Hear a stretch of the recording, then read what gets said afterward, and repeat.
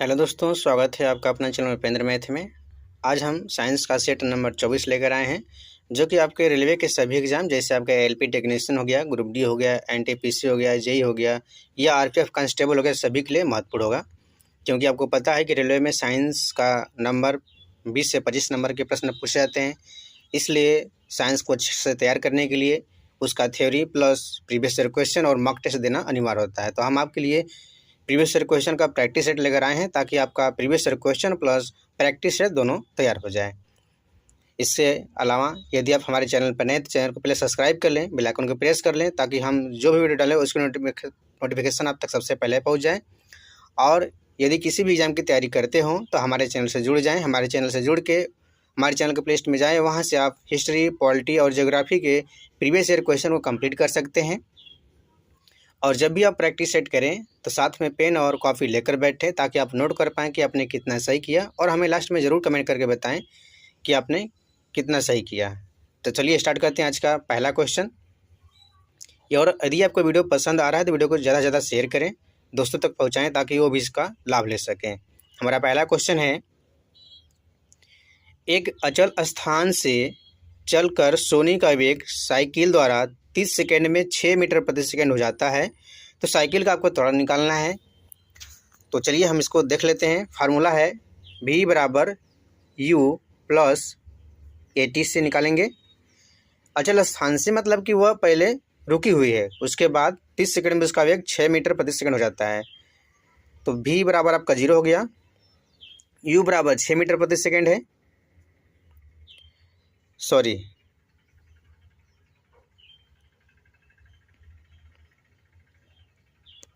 v बराबर यानी कि अब उसका अंतिम वेग 6 हो गया,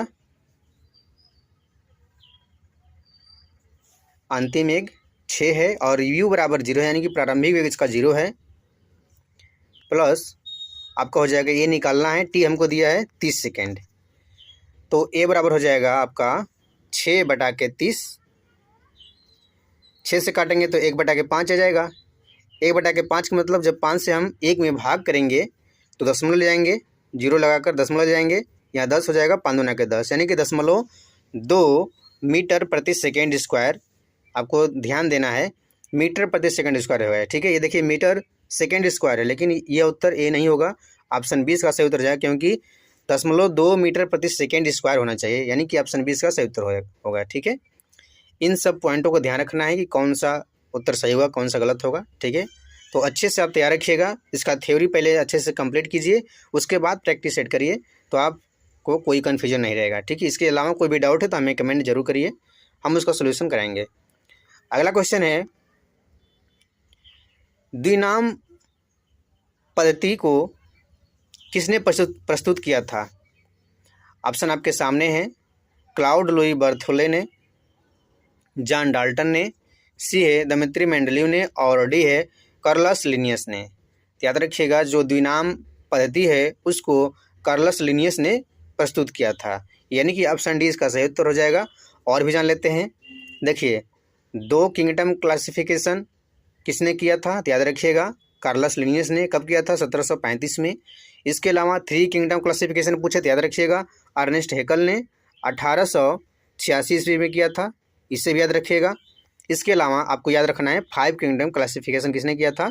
तो रॉबर्ट विटेकर ने 1869 में, इसे भी याद रखिएगा। इसके अलावा आपको याद रखने की ज़रूरत नहीं है, बस इन्हीं में से पूछेगा। तो चलते हैं अगले क्वेश्चन की। अगला क्वेश्चन हमारा है, अगला प्रश्न है, लैंथनम की परमाणु संख्या आपको बताना है। ऑप्शन आपके सामने है 57, बी है 56, सी है 58 और डी है 57। तो हम देख लेते हैं पीरियोडिक टेबल में लैंथनम कहाँ है।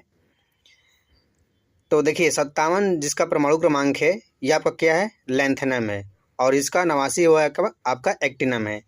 तो लैंथनम का परमाणु क्रमांक कितना हुआ? याद रखिएगा, उसका परमाणु क्रमांक 57 हुआ, यानी कि ऑप्शन डी इसका सही उत्तर हो गया। लेकिन इससे कौन कौन से सवाल बनते हैं उसको भी हम देख लेते हैं। जैसे आपका एग्जाम में पूछा जाता है, प्रीवियस एग्जाम में पूछा गया है कि एक्टिनाइज सीरीज कहाँ से शुरू होती है और कहाँ पे समाप्त होती है। तो याद रखिएगा, एक्टिनाइज जो सीरीज है वो 58 से शुरू होती है और 71 पे समाप्त होती है। इसमें से और भी सवाल बनते हैं कि एक्टिनाइज सीरीज में कितने तत्व आते हैं। तो याद रखिएगा, 14 तत्व आते हैं। 1 2 3 4 5 6 7 8 9 10 11 12 13 14 टोटल कितने आएंगे? 14 तत्व आते हैं। आपसे पूछा था कि एक्टिनाइज सीरीज कहाँ से कहाँ तक चलती है, तो याद रखिएगा वह थोरियम यानी कि 90 से चालू होकर 103 तक चलती है, ठीक है, यानी कि 103 पे समाप्त हो जाती है। इन्हें भी याद रखना है। अब चलते हैं अगले प्रश्न की, और अगला प्रश्न हमारा है गुरुत्वाकर्षण का सार्वभौमिक नियम डैश पर लागू होता है। ऑप्शन ए है सूर्य और ग्रहों के बीच में, बी है आपका पृथ्वी और सूर्य के बीच में, सी है आपका पृथ्वी और चंद्रमा के बीच में, और डी है वस्तुओं के किसी भी युगों पर। तो याद रखिएगा जो गुरुत्वाकर्षण का सार्वभौमिक नियम है वह किसी भी युगों पर कार्य करता है, यानी कि ऑप्शन डी सही उत्तर हो जाएगा, ठीक है। कोई भी दो वस्तु होने चाहिए बस, ठीक है। कैपिटल जी का मान होता है, उसे भी याद रखिएगा 6.67 गुणे 10 के पावर -11 न्यूटन मीटर स्क्वायर प्रति केजी स्क्वायर होता है। तो इसे भी याद रखना है, ठीक है। मान पूछा जाता है और उसका मात्रा भी पूछा जाता है, तो इसे भी याद रखिएगा। अगला प्रश्न है डैश बहुविखंडन द्वारा प्रजनन करता है। ऑप्शन आपके सामने है ईस्ट, बी है आपका हाइड्रा, सी है प्लेनेरिया, और डी है प्लाज्मोडियम।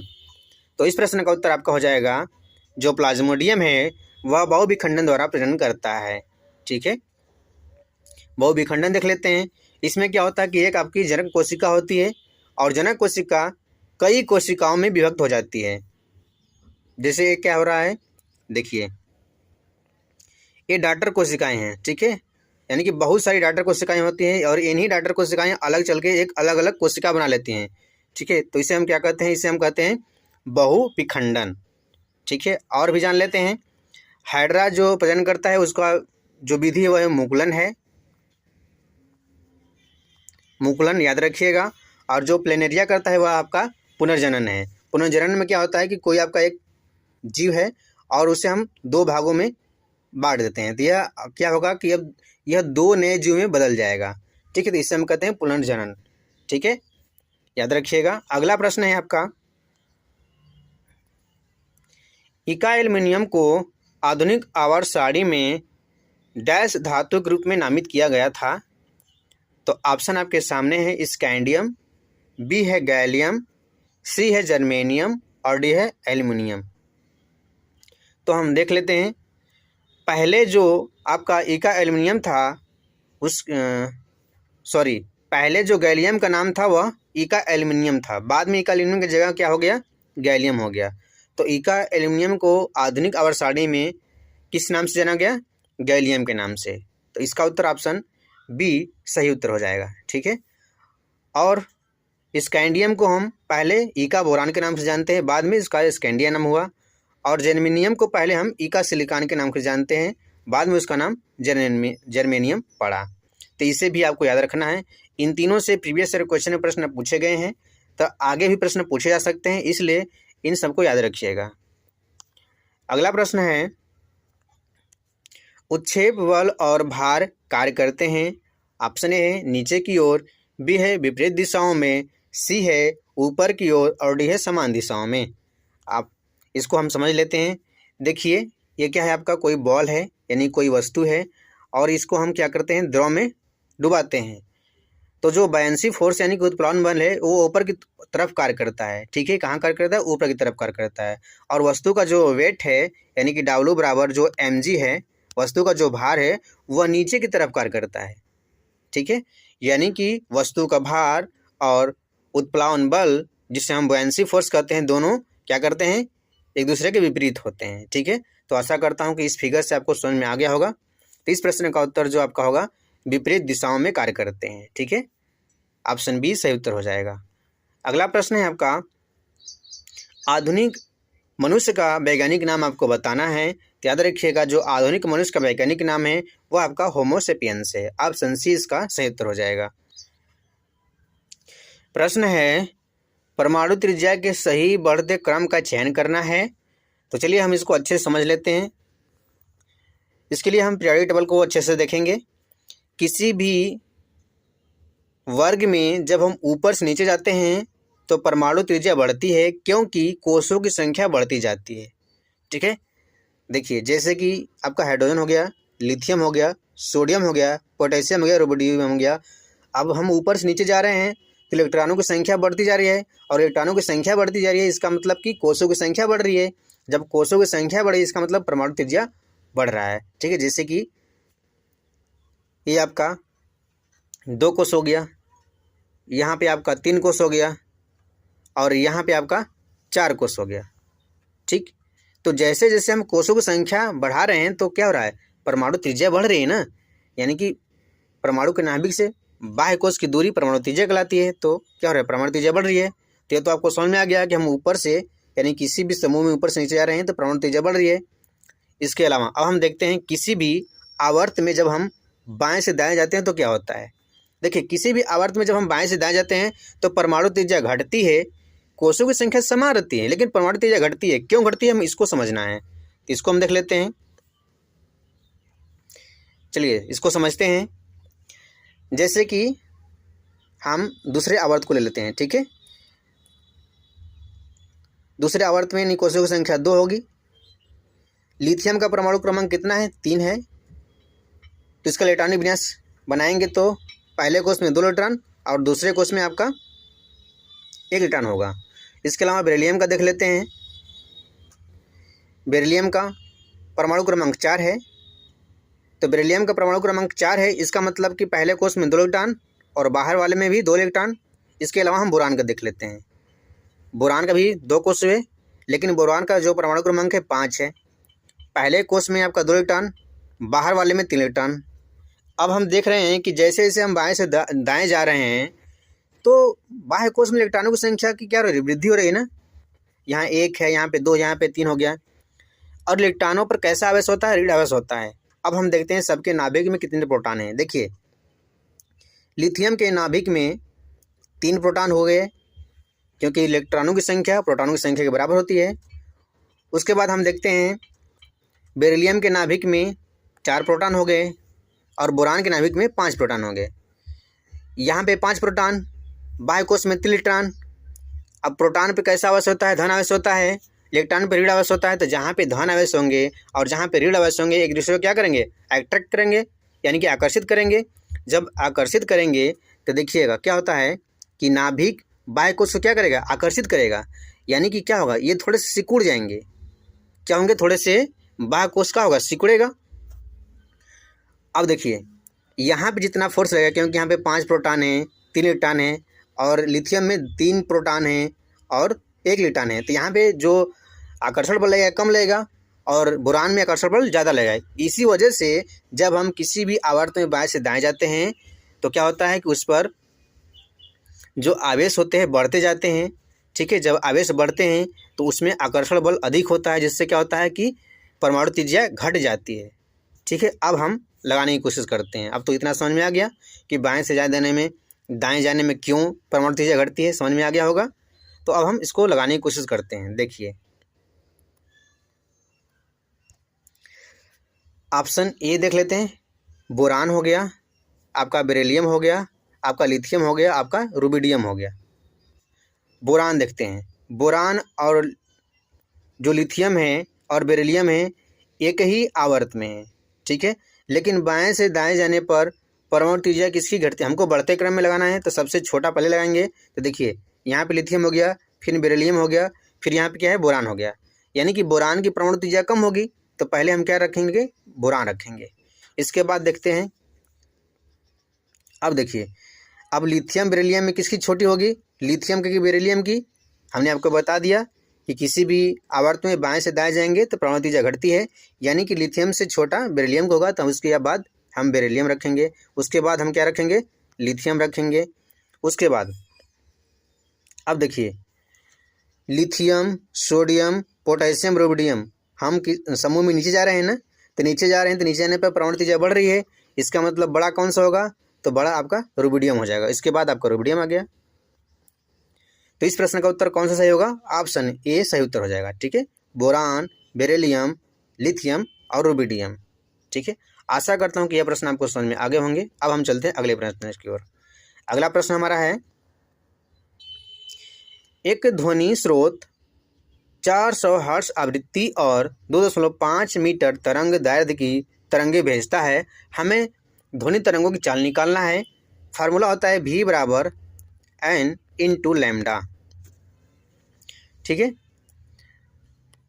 तो जो फ्रीक्वेंसी है आपकी 400 हर्ट्ज दिया है और लैम्डा आपका दिया है 2.5।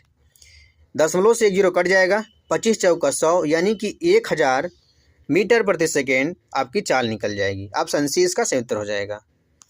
अगला प्रश्न है,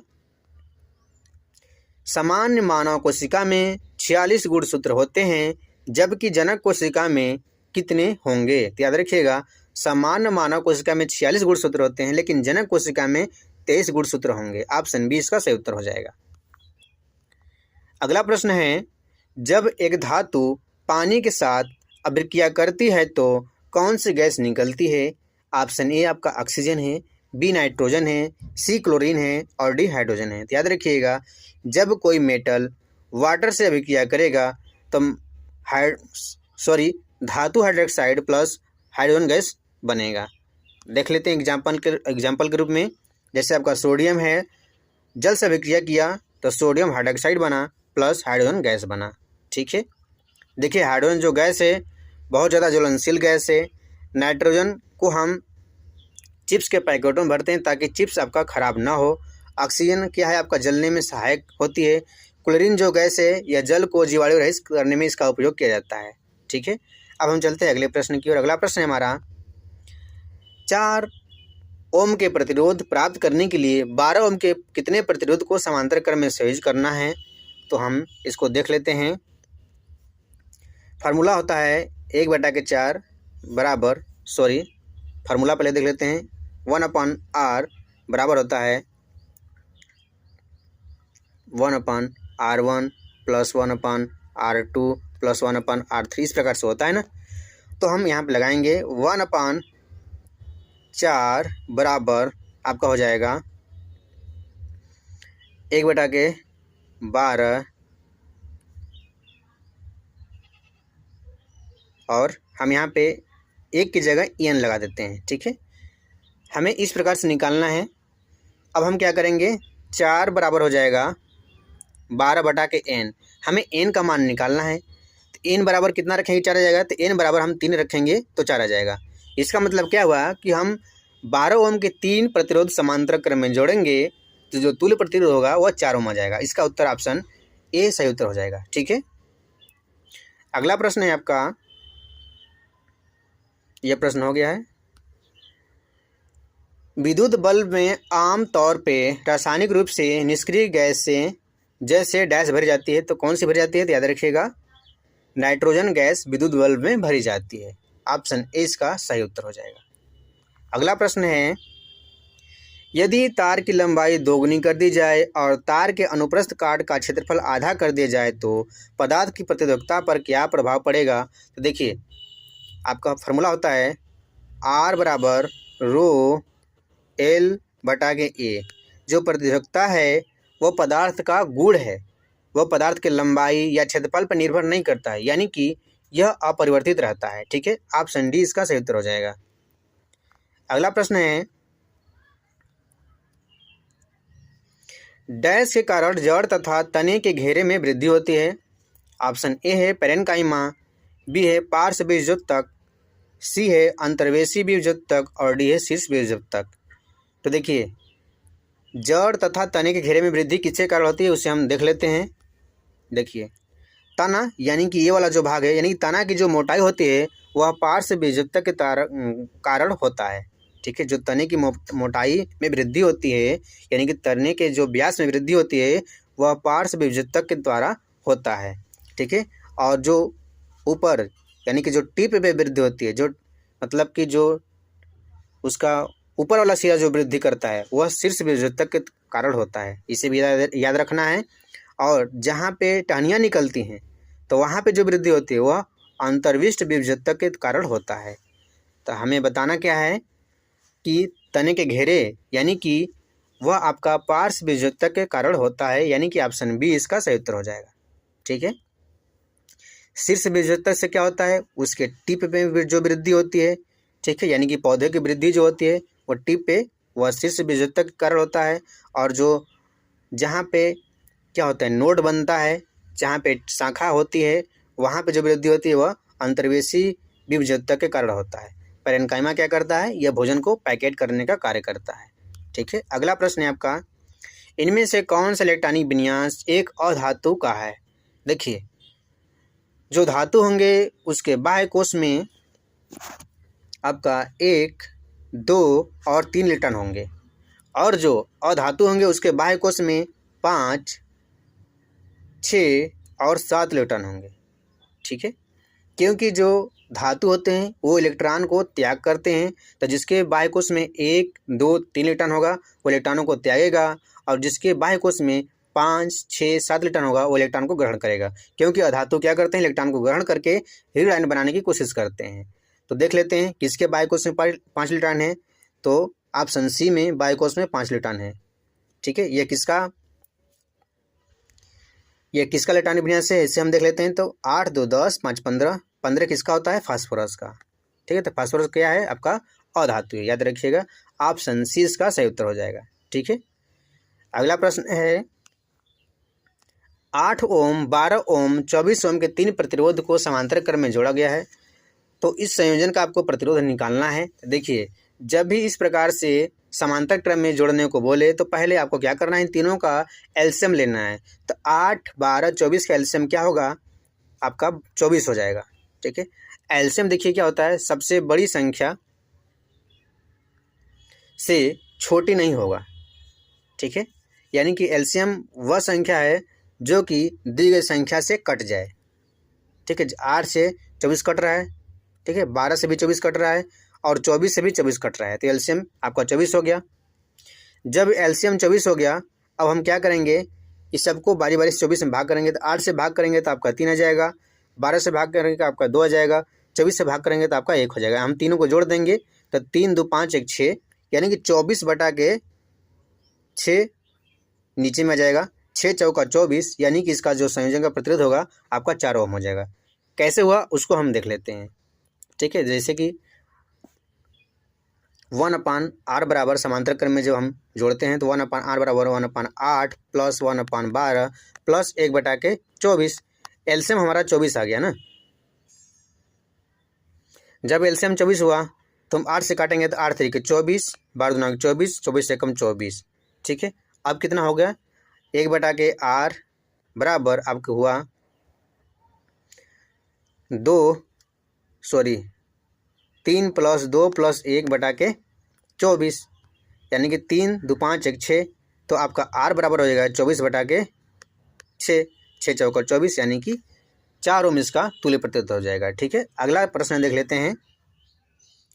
अगला प्रश्न है, ब्लीचिंग पाउडर बनाने के लिए किस गैस का प्रयोग किया जाता है। ऑप्शन आपके सामने है, ए है कार्बन डाइऑक्साइड, बी है ऑक्सीजन, सी है हाइड्रोजन और डी है क्लोरीन। याद रखिएगा, ब्लीचिंग पाउडर बनाने के लिए हम क्लोरीन गैस का उपयोग करते हैं। ऑप्शन डी इसका सही उत्तर हो जाएगा। तो दोस्तों, आज का हमारा क्वेश्चन कंप्लीट हुआ। यदि वीडियो आपको पसंद आया हो तो वीडियो को लाइक, शेयर और चैनल को सब्सक्राइब जरूर करें। तो आज के लिए धन्यवाद।